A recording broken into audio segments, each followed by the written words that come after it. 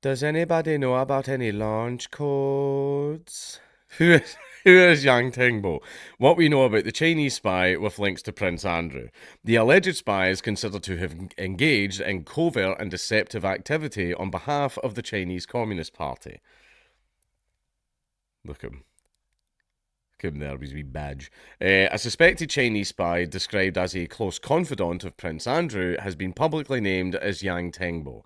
Mr. Yang, who was known only as H6 until a High Court judge lifted an anonymity order which was shielding his identity on Monday, is barred from entering Britain. He was first excluded in 2023 by then Home Secretary Suella Braverman after the Home Office said he was considered to have engaged in covert and deceptive activity on behalf of the Chinese Communist Party. The case against Mr. Yang has recently been thrust back into the limelight after he argued his exclusion from the UK was unlawful and made an appeal to the Special Immigrations Appeals Commission. Last week, the Specialist Tribunal in London upheld the ban and ruled that Miss Braverman had been entitled to conclude that he represented a risk to the national security. MPs have since expressed concern about the level of access allegedly gained by the businessman after he also met former Prime Minister Lord David Cameron and Baroness Theresa May.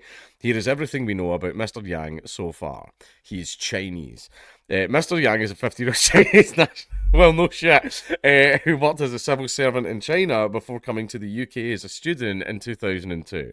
In Britain, he set up a consultancy firm called Hampton Group International, an advisory group that helped with relationships between the UK and China. He is also credited as the co-founder of Pitch Palace China, the Chinese branch of the Duke of York scheme, which was set up to help support entrepreneurs.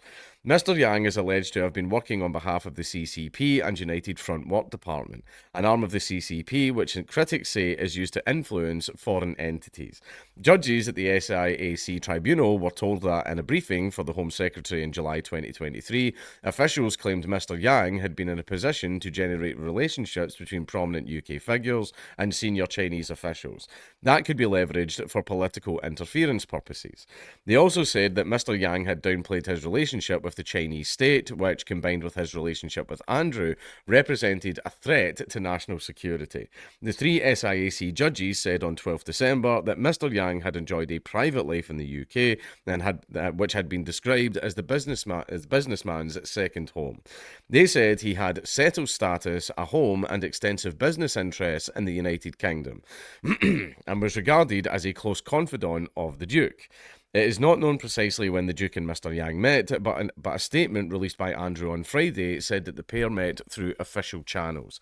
It is believed they grew so close that the businessman was invited to the royals' birthday party in 2020, visited Buckingham Palace twice, and also entered St James's Palace and Windsor Castle at the invitation of the Duke, according to the Times. Mr. Yang was also told by Andrew's aide, Dominic Hampshire, that he could act on the Duke's behalf when dealing with potential investors in China. The SIAC tribunal heard that a March 2020 letter from Mr. Hampshire referencing the invitation to the Duke's birthday was found on Mr. Yang's devices when he was stopped at a port in November of 2021. The advisor said in the letter, "I also hope that it is clear to where you sit with my principal, Prince Andrew, and indeed his family. You should never underestimate the strength of that relationship. Outside of his closest internal confidants, you sit at the very top of a tree that many, many people would like to be on." Judges who upheld the ban on Mr. Yang entering the country argued that the Duke could have been made vulnerable by his influence. The Duke's statement said he ceased all contact with the individual after concerns were raised. The Duke met the individual through official channels, with nothing of a sensitive nature ever discussed. He is unable to comment further on matters relating to national security, the statement said. Several newspapers have reported that the King has been briefed about his brother's links to the alleged spy. Fucking Andrew again. Fucking... First fucking lollies, now this. For fuck's sake, Andrew. Former, former Conservative Party leaders Lord Cameron and Baroness May were also pictured with Mr. Yang. There is no suggestion either of them were aware of his reported links to the Chinese state, and it is not known when the images were taken. Both Lord Cameron and Baroness May's spokespeople told Sky News they meet under photographed with many people each year. Baroness May's spokeswoman said she does not remember when or where the particular photograph was taken or the man in question. While a source close to Lord Cameron said David Cameron was leader of the Conservative Party for over a decade and PM for 6 years.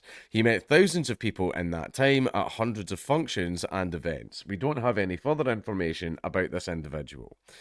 I have done nothing wrong. In a statement after his identity was revealed, Mr. Yang said that allegations against him are entirely untrue. He said he is a victim of a political climate which has seen a rise in tensions between the UK and China. I have done nothing wrong or unlawful, and the concerns raised by the Home Office against me are ill-founded, Mr. Yang said, adding the widespread description of me as a spy is entirely untrue. He said he is seeking to appeal the decision of the SIAC. Mr. Yang continued to say that he is an independent, self-made entrepreneur who has always aimed to foster partnerships and build bridges between East and West.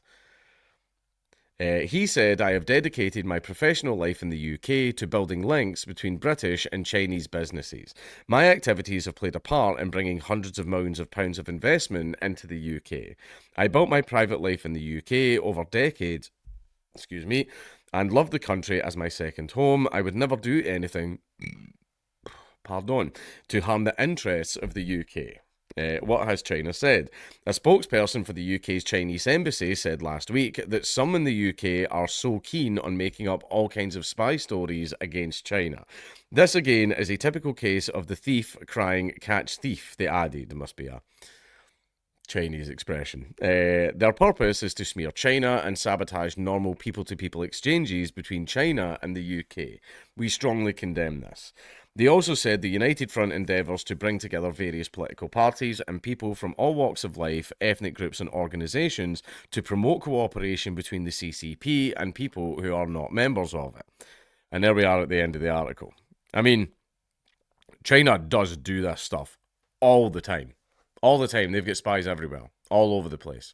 They try and get them jobs at places like Boeing and NASA and fucking Lockheed Martin. They try and, just a little Chinese exchange student. We're going to big him up. He's like, we're going to pay for his whole uni career, and then we're going to get him working at these very important companies, or we're going to manage to engineer things to get them introduced to big famous people that we would like a little bit of blackmail on. Yeah, China does that all the time. All the time. In fact, one instance that I had was there was a Chinese restaurant. I forget the name of it. If you Google it, you'll be able to see it. There was a Chinese restaurant that's just up on Sauchiehall Street. And a friend of mine had a long-distance relationship with a woman of the Asian persuasion.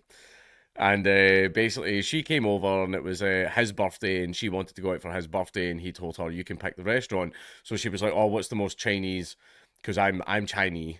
So what's the most Chinese restaurant that I can find? And that was the one that she picked. And she came in Discord going, yeah, I've booked that place. And we were all like, the Chinese secret police station. And she was like, what? And we were like, yeah, that's the place that just, literally this week, just got busted for being a Chinese secret police station. And she was like, I'll cancel it. And we were like, no, let's go. We went anyway. And we went there on a Friday evening. This was like right after it all came out. This was like right after, literally the same week that the shit hit the fan was the week that we went. We were there on a Friday afternoon, dead. We were the only people in the entire restaurant. There was all the waiters and waitresses and all the other staff were around. We were the only customers in the entire restaurant because nobody wanted to come near the place. And I wanted to go because I thought it would be funny. And also because I'm probably monitored all the time, and I just wanted Frank. That's the guy. That's the name I give to my FBI. It won't be the FBI that watches me. It'll be MI5, probably MI6 as well. But Frank's the name that I've given to the guy that watches me around the clock. And I just thought that by me going in there, they'd be like, "What's he doing? What's he doing? Why is he going in there?" Man, I just wanted to do that to make him panic because that's funny to me. That's funny to me. So I went. The food was good. The food. The food was really, really good. Very authentic Chinese food. But, it was just dead. I haven't been in there since then, though. But I don't imagine business is doing very well.